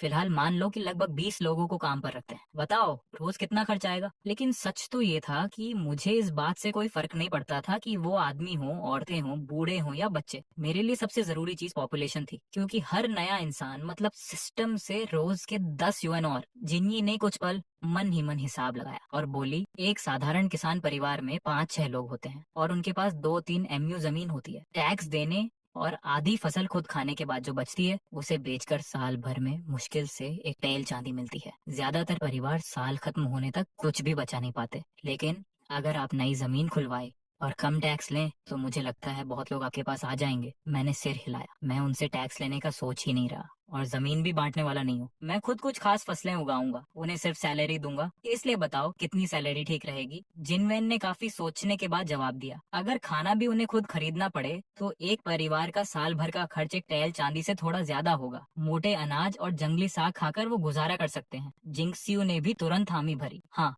हमारे घर में भी ज्यादातर समय जंगली साग ही बनता था। एक टाइल साल भर के लिए काफी माना जाता था। मैंने मन ही मन हिसाब लगाया। 5-6 लोगों का एक परिवार सिर्फ जिंदा रहने के लिए महीने के लगभग 125 कॉपर कॉइन्स खर्च करता था। अगर मैं उसका 2 गुना दूं तो उन्हें जंगली साग पर निर्भर नहीं रहना पड़ेगा। 250 कॉपर कॉइन्स सुनने में अजीब लग रहे थे, इसलिए मैंने सीधे कहा, ठीक है, हर परिवार को महीने के 300 कॉपर कॉइन्स मिलेंगे। पहले कुछ परिवारों को रखेंगे, फिर देखते हैं आगे क्या होता है। ये सोचकर मैं मन ही मन मुस्कुराया। पूरे परिवार को काम पर रखने का खर्च मेरे लिए सिर्फ 30 युएन महीना था। इससे सस्ता लेबर मुझे और कहाँ मिलने वाला था? मेरी बात सुनकर जिंगस्यू की आंखें फैल गईं। मास्टर आप सच में इतना देंगे? मैंने भी हैरानी से पूछा, क्या ये बहुत ज्यादा है? वो थोड़ी झिझकी, फिर धीरे से बोली, मास्टर क्या सच में कोई भी आ सकता है?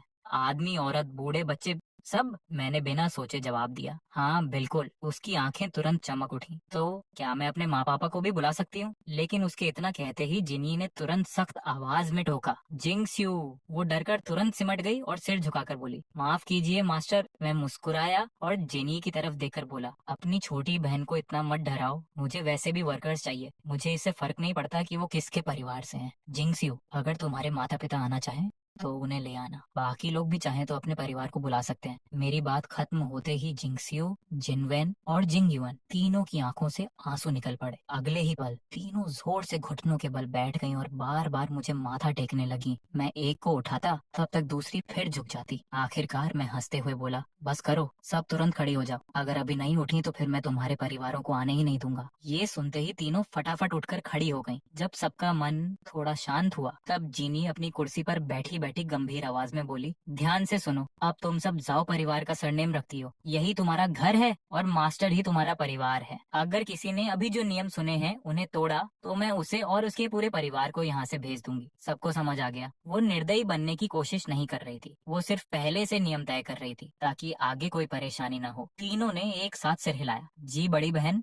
समझ गए। जिनी मुस्कुराई, अच्छा अब जाओ अपने परिवारों को लेकर आओ। वो तीनों को लेकर सामने वाले आंगन की तरफ चली गई। सच तो ये था कि मेरा मन था मैं खुद बाहर जाकर सबका स्वागत करूं, उन्हें खाना खिलाऊं, आखिर वो लड़कियों के परिवार थे। लेकिन जिनी ने मुझे जिद करके रोक दिया। उसने कहा कि मुझे बाहरी लोगों से ज्यादा घुलना मिलना नहीं चाहिए। यहाँ तक कि धमकी भी दे डाली कि अगर मैंने उसकी बात नहीं मानी तो वो घर छोड़कर भाग जाएगी और मुझे हमेशा के लिए छोड़ देगी। अपनी ही छोटी बहन की ऐसी धमकी सुनकर मेरे पास हार मानने के अलावा कोई रास्ता नहीं बचा। एक दिन पहले तीनों लड़कियां अपने अपने घर जाकर मेरा प्रस्ताव बता आई थी और आज तीनों परिवार एक साथ जाओ रेजिडेंस पहुंच चुके थे। सामने वाले आंगन में कुल 14 लोग चुपचाप खड़े थे। जिंगसियू का असली नाम सन चिन्हुआ था। उसके पिता सन टिएजू, माँ मैडम सुनशेन, बड़ा भाई सन दाजू और दो छोटी बहनें शाहुआ और चियुहुआ थीं। उन्हें देखकर मैं मन ही मन हंस पड़ा। अगर इनके यहाँ एक और बेटी होती तो शायद उसका नाम दोंगहुआ रख देते और चारों मौसम पूरे हो जाते। जिनवेन का पुराना नाम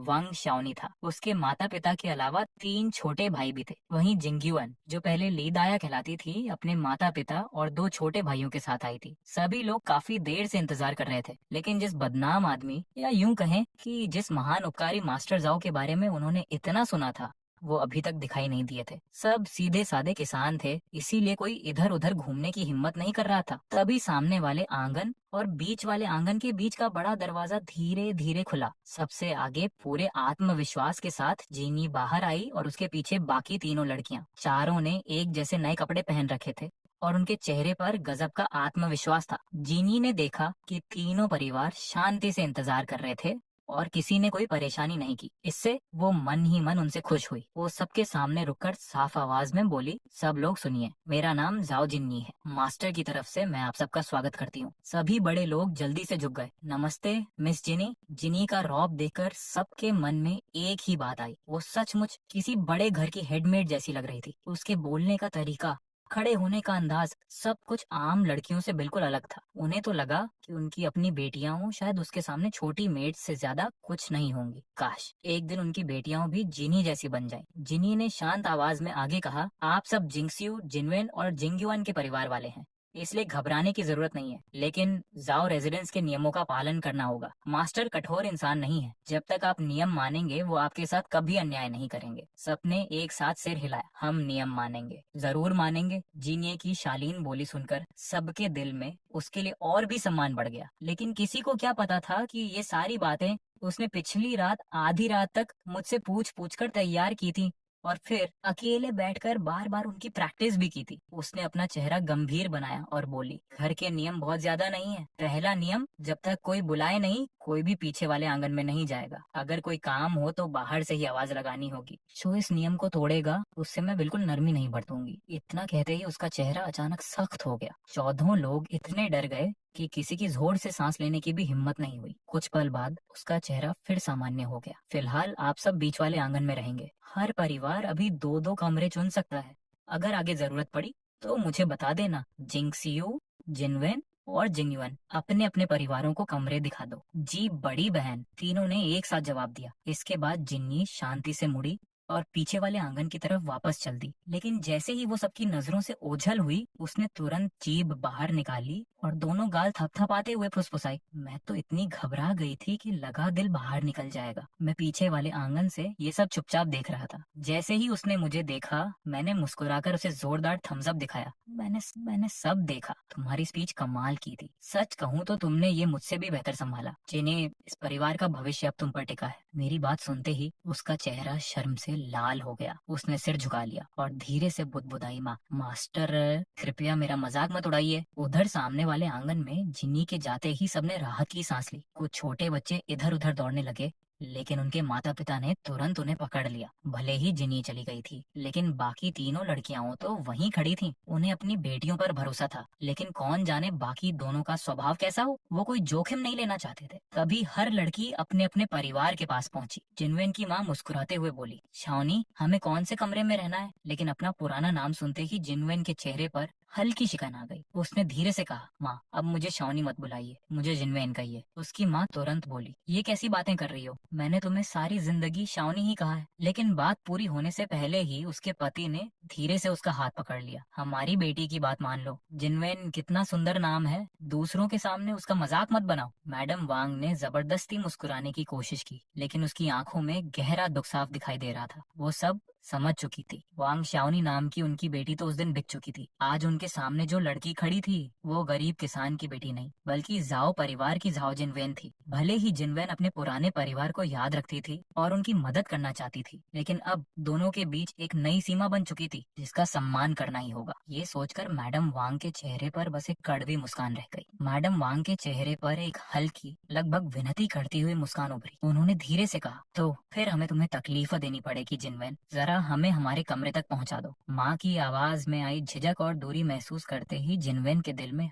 हल्का सा दर्द उठा। वो समझ गई कि उसकी माँ अब उससे पहले जैसा व्यवहार नहीं कर रही थी, क्योंकि अब उनका रिश्ता बदल चुका था। फिर भी उसने मुस्कुराने की कोशिश की और बोली, ठीक है, मेरे पीछे आइए। दालू, दानियो, दामा, तुम लोग भी साथ आओ। उनके नाम सुनते ही मैं मन ही मन हंस पड़ा। ऐसा लग रहा था जैसे पूरे परिवार ने अपने बच्चों के नाम खेतों में काम आने वाले जानवरों की तरह रख दिए हों। जैसे ही सब लोग बड़े और खुले कमरे में पहुंचे, वांग दालू ने चारों तरफ बड़ी बड़ी आंखों से देखा और अविश्वास से अपनी बहन से पूछा, दीदी, क्या अब से हम सच में यहीं रहेंगे? पहले जिस छोटी सी फूस की झोपड़ी में वो लोग रहते थे, उसकी तुलना में ये कमरा किसी स्वर्ग से कम नहीं था। मजबूत मिट्टी की दीवारें, खुली जगह, बिस्तर, मेज और सबसे बड़ी बात, तीनों भाइयों का अपना अलग कमरा था। अब उन्हें हर रात माँ बाप के साथ एक ही जगह ठूंस कर नहीं सोना पड़ेगा। जिनवेन ने प्यार से उसके सिर पर हाथ फेरा और मुस्कुरा कर बोली, दलो, अब से खूब मेहनत करना। जब तक तुम मन लगाकर काम करोगे, मास्टर कभी तुम्हारे साथ बुरा व्यवहार नहीं करेंगे। बड़े होकर तुम्हारी शादी भी बहुत अच्छी लड़की से होगी। लेकिन दलू ने तुरंत जोर जोर से सिर हिला दिया। दीदी, मुझे बीवी नहीं चाहिए। अगर मैं बहुत मेहनत करूं तो क्या मास्टर मुझे भी आपकी तरह कोई अच्छा सा नाम देंगे? सब लोग मेरे नाम दालू का मजाक उड़ाते हैं, मुझे ये नाम बिल्कुल पसंद नहीं है। उसकी बात सुनकर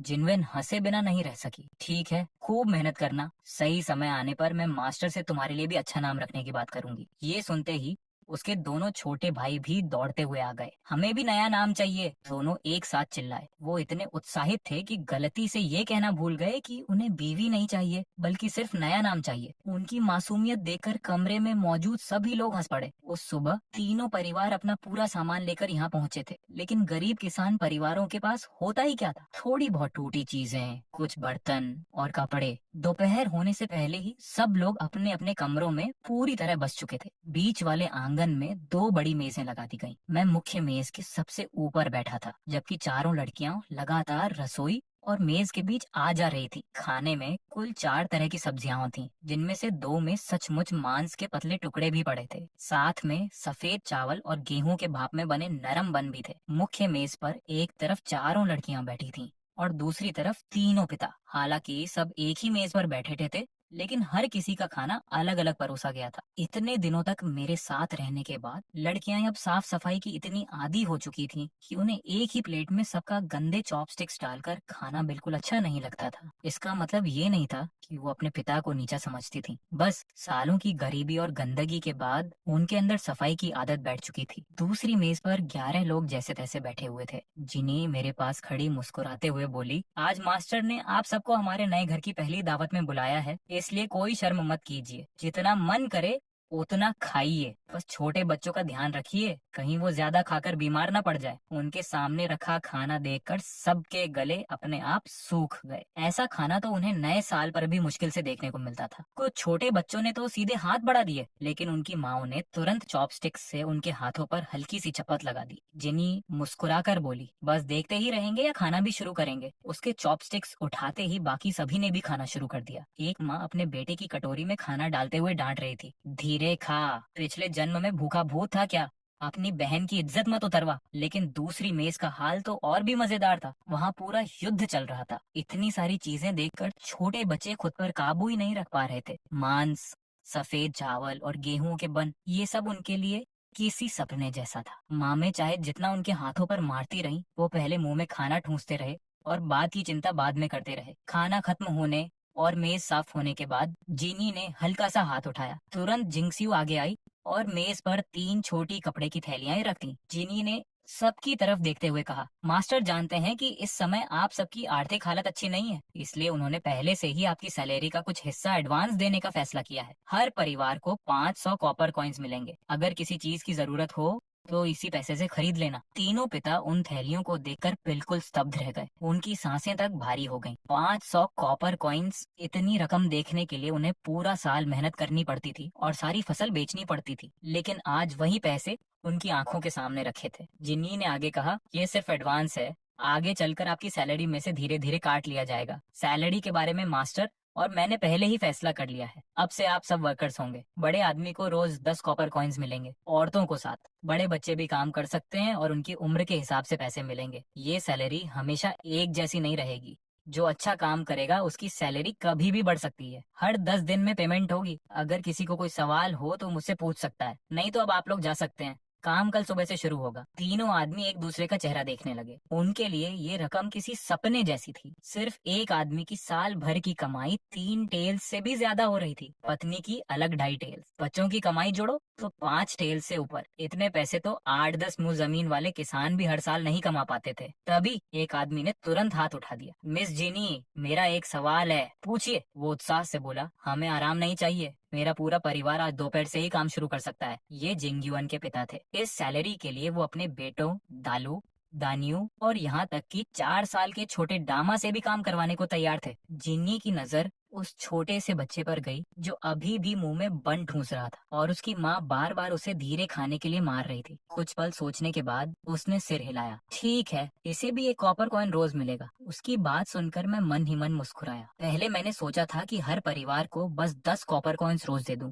और उन्हें एहसानमंद बना दूं, लेकिन बाद में लगा कि शुरू से ही सही नियम बनाना बेहतर होगा। जितना काम उतनी कमाई, ज्यादा मेहनत ज्यादा पैसे, ज्यादा काम ज्यादा खाना। तीनों परिवार मिलाकर कुल 14 लोग थे। जब ये सब मेरे सिस्टम का इवेल्युएशन पीरियड पास कर लेंगे तब मुझे रोज पूरे 140 यूएन मिलने लगेंगे, जबकि इन सबकी कुल सैलरी मिलाकर मुश्किल से 100 कॉपर कॉइन्स यानी मेरे हिसाब से सिर्फ 10 यूएन बनती थी। यानी मैं जबरदस्त मुनाफे में था। सबसे अच्छी बात ये थी कि ये परिवार अपने आप चलते फिरते एडवर्टाइजमेंट बन जाएंगे। कुछ दिन यहाँ काम करने के बाद क्या ये अपने रिश्तेदारों को नहीं बताएंगे? बिल्कुल बताएंगे। फिर चाचा, ताऊ, मामा, फूफा सब यहाँ काम मांगने आएंगे। मैंने मुस्कुराकर कहा, काम कल से ही शुरू होगा। बच्चों को देखो, इतना खा लिया है कि ठीक से चल भी नहीं पा रहे। आज इनसे कोई काम नहीं होगा, फैसला हो गया। सब लोग कल से काम शुरू करेंगे। ये कहकर जिनी उठी और पीछे वाले आंगन की तरफ चल दी। उसने देखा कि बाकी तीनों लड़कियां अपने परिवार के साथ थोड़ा और रुकना चाहती थीं। उसने बस हल्का सा भौहें चढ़ाई। तीनों तुरंत सीधी खड़ी हो गईं और बिना कुछ बोले उसके पीछे चल पड़ी। उनके जाते ही बाकी बड़े लोग भी थोड़ा सहज हो गए। औरतें और बच्चे अपने अपने कमरों में सामान जमाने लगे, जबकि तीनों पिता वहीं बैठकर बातें करने लगे। आधे दिन में ही उनमें अच्छी दोस्ती हो गई थी। सन तेजू ने जिंगयुआन के पिता से पूछा, भाई वांग, सुना था कुछ दिन पहले तुम बहुत बीमार थे, अब तबीयत कैसी है? उन्होंने मुस्कुराकर जवाब दिया, अब बहुत बेहतर हूँ। ये सब डया नहीं, जिंगयुआन की वजह से हुआ। वो पैसे लेकर आई थी। कई दिनों से चिकन सूप पी रहा हूँ, इसीलिए अब काफी ठीक हूँ। थोड़ी ही देर में बात अपनी अपनी बेटियों पर आ गई। हर पिता गर्व से अपनी बेटी की तारीफ कर रहा था और मन ही मन यही चाहता था कि एक दिन उसकी बेटी भी मिस जिनी जैसी सम्मानित और काबिल बन जाए। उधर पीछे वाले आंगन में मैंने फिर से चारों लड़कियों को बुलाया और मुस्कुराकर कहा, चलो फिर से पेड़ है। अब से हर 10 दिन में पेमेंट होगी और हर बार तुम चारों को 100-100 कॉपर कॉइन्स मिलेंगे। आखिर तुम लोग स्किल्ड वर्कर्स हो, तुम्हारी कमाई साधारण वर्कर्स से ज्यादा होनी ही चाहिए। उन्हें ये तो नहीं पता था कि स्किल्ड वर्कर्स क्या होते हैं, लेकिन पैसे अच्छी चीज होते हैं ये वो अच्छी तरह जानती थी। अब ये पहली बार नहीं था, इसीलिए किसी को झिझक भी नहीं हुई। चारों ने खुशी खुशी अपनी अपनी थैली उठा ली। जिंगसियू अपनी थैली को कसकर पकड़े हुए थी और मन ही मन सोच रही थी कि अब वो अपने लिए क्या क्या खरीदेगी। अब उसका परिवार भी यहीं था और अपनी कमाई खुद कर सकता था, इसलिए अब उसे चोरी छिपे उनकी मदद करने की जरूरत नहीं थी। अब वो अपने लिए पैसे बचा सकती थी। तभी जिंगयुआन ने अपनी थैली जिन्नी की तरफ बढ़ाते हुए कहा, ये पिछले महीने उधार लिए हुए पैसे वापस। जिन्नी ने पैसे लेकर चारों तरफ देखा और बोली, क्यों न हम सब अपने पैसे मिलाकर फिर से कपड़ा खरीद ले। जो कपड़ा पहले बचा हुआ है उसे मिलाकर शायद हम सबके लिए एक एक और नए कपड़े बन जाए। फिर हमारे पास बदलने के लिए एक्स्ट्रा कपड़े भी होंगे। पुराने कपड़े या तो किसी को दे देंगे या गंदे काम के लिए रखेंगे। हालांकि वो हल्का सा मुस्कुराई, मुझे नहीं लगता कि अब हमें ज्यादा गंदे काम करने पड़ेंगे। आज दोपहर वर्कर्स शहर सामान लेने जा रहे हैं, अगर किसी को कुछ चाहिए तो उनसे कपड़ा भी मंगवा सकते हैं। उसकी बात सुनते ही चारों की आंखें चमक उठी। बिना एक पल सोचे उन्होंने अपने सारे पैसे एक साथ रख दिए। ये देखकर मैं मुस्कुराए बिना नहीं रह सका। जिनी, तुम सच में बदल गई हो। पहले तुम सबसे ज्यादा बचत करने वाली थी, और आज खुद पुराने कपड़े छोड़ने की बात कर रही हो। बहुत अच्छा, मुझे तुम्हारा ये नया रूप बहुत पसंद आया। ऐसे ही आगे बढ़ती रहो। चारों को कपड़ों और नए रंगों की बातें करते देखकर मेरा ध्यान फिर से हमारे अगले बिजनेस की तरफ चला गया। इस समय साधारण शराब की कीमत 10 से 30 कॉपर कॉइन्स प्रति जिन थी और आम लोग उसे सिर्फ नए साल या किसी खास मौके पर ही पीते थे। और यही वजह थी कि मुझे अपने अगले मौके पर पूरा भरोसा था। चिंगन्यू टाउन आसपास के गांवों की तुलना में कहीं ज्यादा समृद्ध था, इसलिए वहाँ के अमीर जमींदार और स्थानीय रईस वहीं बसना पसंद करते थे और ऐसे लोग ही बढ़िया क्वालिटी की वाइन पर खुलकर पैसा खर्च करते थे। जाओ रेजिडेंस के बीच वाले आंगन के पीछे सबसे बड़े कमरे में एक विशाल लोहे का डिस्टिलेशन स्टिल रखा था। वो इतना बड़ा था कि 3 आदमी मिलकर भी उसे पूरी तरह बाहों में नहीं घेर सकते थे। उसके नीचे तेज आग जल रही थी और उसकी नली से बिल्कुल साफ पारदर्शी शराब लगातार बड़े बड़े मटकों में भर रही थी। उस समय वहाँ सिर्फ जिंक्सियो की माँ काम कर रही थी। वो आराम से भट्ठी में लकड़ियां डाल रही थी और जैसे ही एक मटका भर जाता तुरंत दूसरा लगा देती। अपने पुराने घर की जान तोड़ मेहनत की तुलना में ये काम तो उन्हें बेहद आसान लगता था। कमरे में आग की वजह से गर्मी जरूर थी, लेकिन दरवाजे और खिड़कियां खुले होने के कारण काम आराम से हो जाता था। तीनों परिवारों की औरतें बारी बारी से यहाँ काम करती थीं और हर दिन 7 कॉपर कॉइन्स कमाती थीं। तभी बाहर से किसी ने आवाज लगाई, अरे जिंक्सियो की मकाम तैयार हुआ या नहीं? उन्होंने भी जोर से जवाब दिया, आ रही हूँ आ रही हूँ। इतनी जल्दी किस बात की है? अगर लगता है मैं धीरे काम कर रही हूँ तो खुद आकर कर लो। तभी जिंक्सियो के पिता लकड़ियों का गट्ठर उठाए मुस्कुराते हुए अंदर आए। उनके पीछे बाकी 2 आदमी भी हंसते हुए अपनी अपनी लकड़ियां नीचे रख गए। उसी समय पीछे वाले आंगन की छोटी सी लकड़ी की गेट खुली और जीनी अंदर चली आई। उसने शांत स्वर में पूछा, सब तैयार हो गया? उसकी आवाज सुनते ही सबके चेहरे की मुस्कान गायब हो गई। यहाँ तक कि जिंक्सियो की माँ ने भी तुरंत अपना बेफिक्र अंदाज छोड़ दिया और सम्मान से बोली, मिस जिन्नी, लगभग हो गया है, बस इन मटकों को सील करना बाकी है। जिन्नी ने बिना किसी जल्दबाजी के सिर हिलाया। तीनों आदमी तुरंत आगे बढ़े और मटकों को बंद करने में मदद करने लगे। इसी दौरान जिन्नी ने पूछा, लकड़ियों और रॉ लिकर की सप्लाई अभी ठीक चल रही है ना? जिनविन के पिता ने तुरंत जवाब दिया, रॉ लिकर की अभी कोई दिक्कत नहीं है। शॉपकीपर फंग पहले की तरह सप्लाई दे रहे हैं, बल्कि उन्होंने प्रोडक्शन भी बढ़ा दिया है। लेकिन लकड़ियों की कमी शुरू हो गई है। हमारे परिवार रोज जंगल से लकड़ियां काट रहे हैं और आसपास के लगभग सारे सूखे पेड़ खत्म होने वाले हैं। जीनी कुछ पल सोचती रही, फिर बोली, समझ गई। अब लगता है अब हमें लकड़ियां खरीदनी पड़ेंगी। चारकोल भी इस्तेमाल कर सकते हैं, लेकिन उससे कॉस्ट बहुत बढ़ जाएगी। इस बारे में मैं बाद में मास्टर से बात करूंगी। अभी के लिए ये खेप शहर पहुंचा देते हैं। पूरे चिंगन्यू टाउन में सिर्फ एक ही ऐसी टैवर्न थी जो खास तौर पर शराब बेचती थी। साधारण शराब तो हर जगह मिल जाती थी, इसलिए ये बिजनेस अच्छा तो था, लेकिन इतना भी नहीं कि बेहिसाब मुनाफा हो। ज्यादा से ज्यादा साल भर में 100-200 टेल्स चांदी की कमाई होती थी। जब मैं अपनी डिस्टिल्ड लिकर लेकर शहर पहुंचा तो मैंने बॉस जांग के साथ पार्टनरशिप की बात की। मैंने उन्हें इमोर्टल्स ड्रंकन ड्रीम की खासियत समझाई और उसके भविष्य की इतनी शानदार तस्वीर दिखाई कि बातचीत खत्म होते होते वो टैवर्न लगभग जौ परिवार का हिस्सा बन चुकी थी। सारे खर्च निकालने के बाद मुनाफे का 70% मुझे मिलने वाला था। उसके बाद मैंने चिंगन्यू टाउन के सभी अमीर परिवारों को मुफ्त में हमारी नई वाइन चखने का निमंत्रण दिया। असर तुरंत दिखाई दिया। सिर्फ एक रात में इमोर्टल्स ड्रंकन ड्रीम पूरे शहर में मशहूर हो गई। जहाँ साधारण शराब 10 कॉपर कॉइन्स प्रति जिन या 2 कॉपर कॉइन्स प्रति कटोरी बिकती थी, वहीं मेरी इमोर्टल्स ड्रंकन ड्रीम की कीमत सीधे 100 कॉपर कॉइन्स प्रति जिन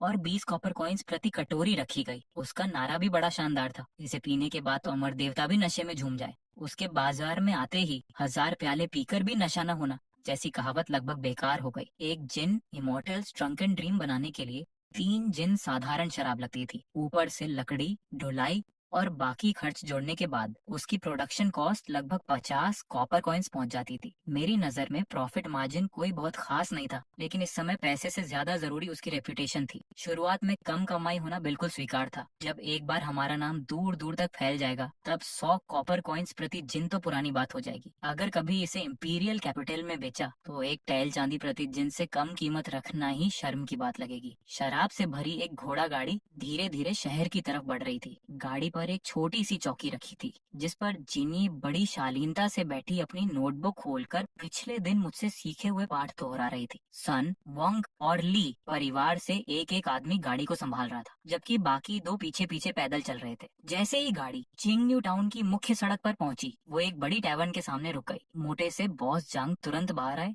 और दूर से ही मुस्कुराते हुए बोले, मिस जिनी, आपका स्वागत है। जिनी ने भी विनम्र मुस्कान के साथ जवाब दिया, बॉस जंग, आप बहुत कृपा कर रहे हैं। टैवर्न के दो नौकर बाहर आए और शराब के मटके उतारने लगे। जिनी के पास से गुजरते समय किसी ने भी उसकी तरफ सीधा देखने की हिम्मत नहीं की। उसके आगे निकल जाने के बाद ही दोनों ने चोरी छिपे पीछे मुड़कर उसे देखा। ये बात तीनों पिता की नजर से नहीं बची। उन्होंने एक दूसरे की तरफ देखकर हल्की मुस्कान दी। 1-2 साल बाद जिनी 15 साल की हो जाएगी, जो इस दौर में शादी की सामान्य उम्र थी। लेकिन उसकी समझदारी और मेरे उसके प्रति विशेष स्नेह को देखते हुए ऐसे साधारण टैवर्न वर्कर्स उसके लायक कैसे हो सकते थे? वो लोग तो बस दूर से उसकी तारीफ ही कर सकते थे। उधर जीनी बॉस जांग के साथ प्राइवेट रूम में चली गई। थोड़ी ही देर में वेटर कुछ छोटे छोटे स्नैक्स लेकर आया और शॉपकीपर फैंग आदर से अकाउंट बुक उसके सामने रख गए। जीनी ने बड़ी सावधानी से हर पन्ना देखना शुरू किया। बीच बीच में वो अपनी नोटबुक में फाउंटेन पेन से हिसाब भी लिखती जा रही थी। बॉस जंग और शॉपकीपर फंग दोनों की नजर बार बार उसकी नोटबुक और पेन पर जा रही थी। इतनी छोटी सी पेन से इतनी सुंदर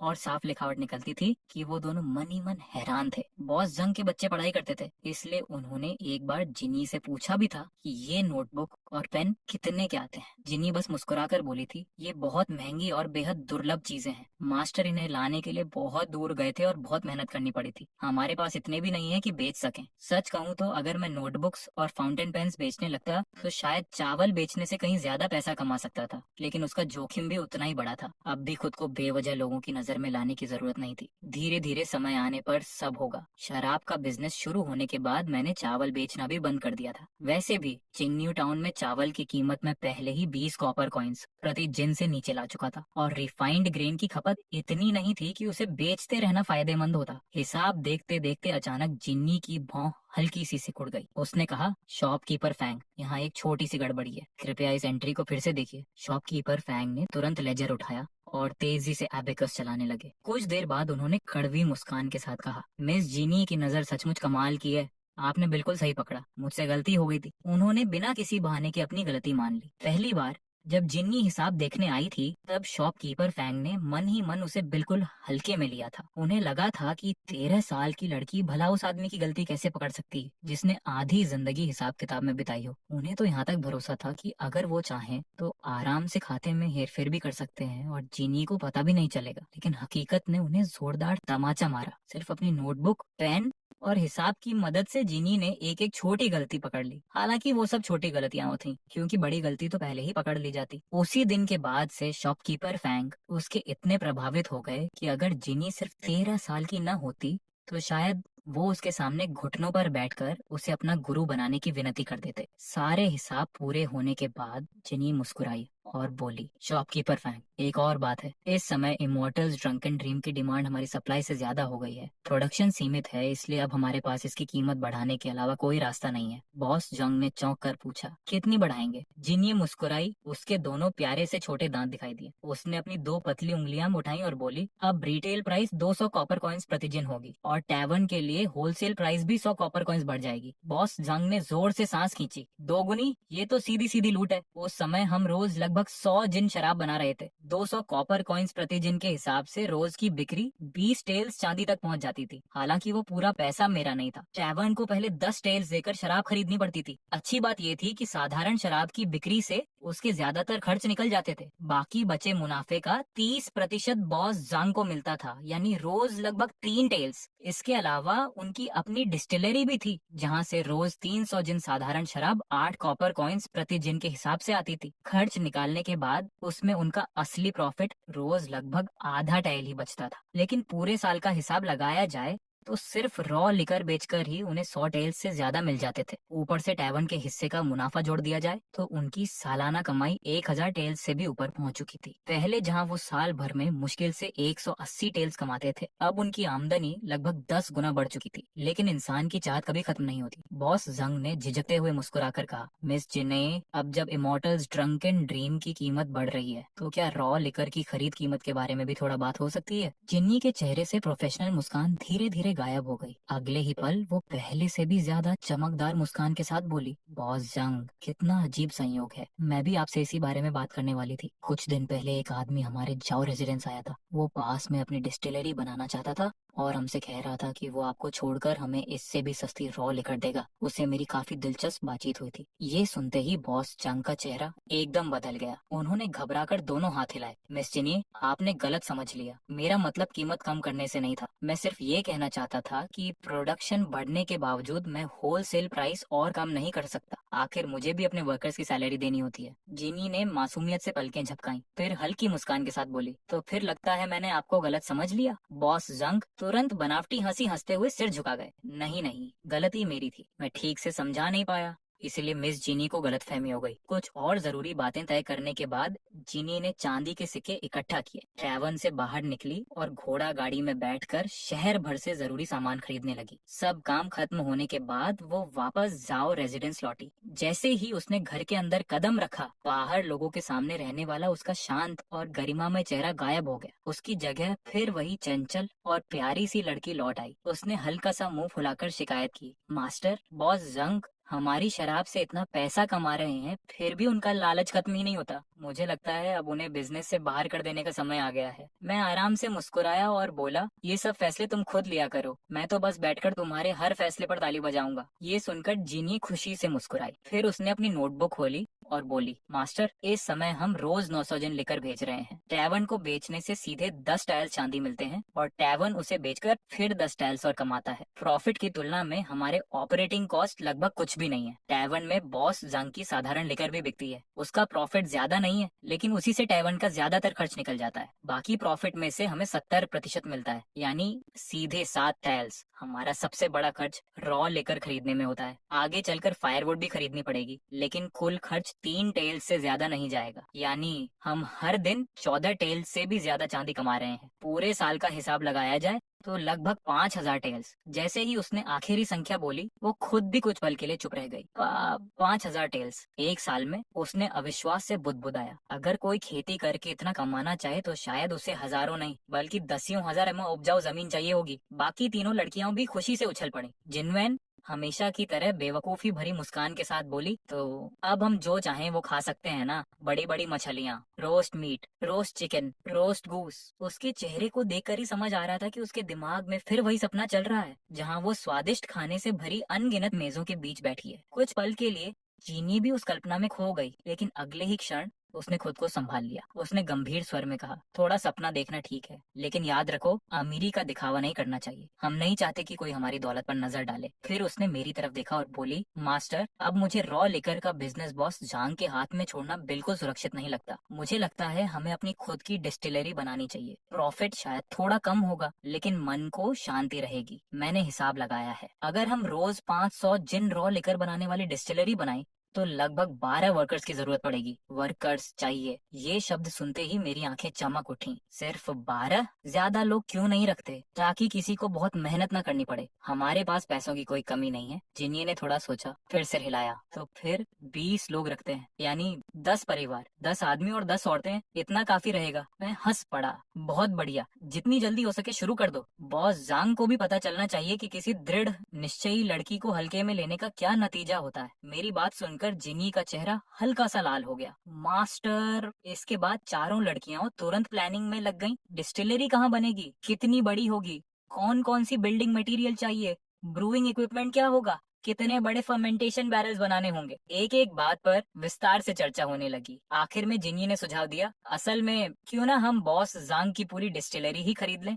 बिल्डिंग भी मिल जाएगी, इक्विपमेंट भी और वर्कर्स भी। मैंने सिर्फ एक सुझाव दिया। पहले ही मैं सिस्टम से पूरे इलाके का डेवलपमेंट प्लान बनवा चुका था, इसलिए मैं चाहता था कि भविष्य में बनने वाली हर बिल्डिंग उसी लेआउट के अंदर बने। मैं नहीं चाहता था कि आगे चलकर हमारी बनने वाली सिटी का नक्शा बिगड़ जाए। मैंने सिस्टम में 10 यूएन खर्च करके एक शानदार छोटी डिस्टिलरी का ब्लूप्रिंट भी खरीदा और उसे ध्यान से कागज पर उतार कर लड़कियों को दे दिया। ब्लूप्रिंट देखते ही उनका उत्साह और बढ़ गया। मीटिंग खत्म होते ही सब लोग अपने अपने काम में लग गए। जीनी ने घोड़ा गाड़ी भेजकर बॉस जंग से बातचीत शुरू करवाई। जिंग सिउ बॉस वांग को नई फैक्ट्री बनाने बुलाने चली गई। जिनवेन और जिंगयुन अलग अलग व्यापारियों से अनाज की सप्लाई तय करने निकल गई, और मैं इस पूरे घर का तथाकथित मास्टर आराम से घर में लेटा कुछ भी नहीं कर रहा था। पता ही नहीं चला कि ये चारों लड़कियां कब इतनी काबिल बन गई कि उनके मास्टर के पास करने के लिए कोई काम ही नहीं बचा। मैं खुद पर हंस पड़ा। सच में बिना मेहनत किए सारे फायदे उठाकर भी ऊपर से शिकायत करना, यही मेरी हालत थी। अच्छी बात ये रही कि सब कुछ उम्मीद से भी ज्यादा आसानी से होता चला गया। कंस्ट्रक्शन शुरू होने से पहले ही बॉस वांग खुद अपने मजदूरों के साथ आ पहुंचे। फैक्ट्री बनाना कोई मुश्किल काम नहीं था। बस एक बड़ा आयताकार आंगन था जिसके चारों तरफ ऊंची दीवारें बनाई गईं ताकि आगे चलकर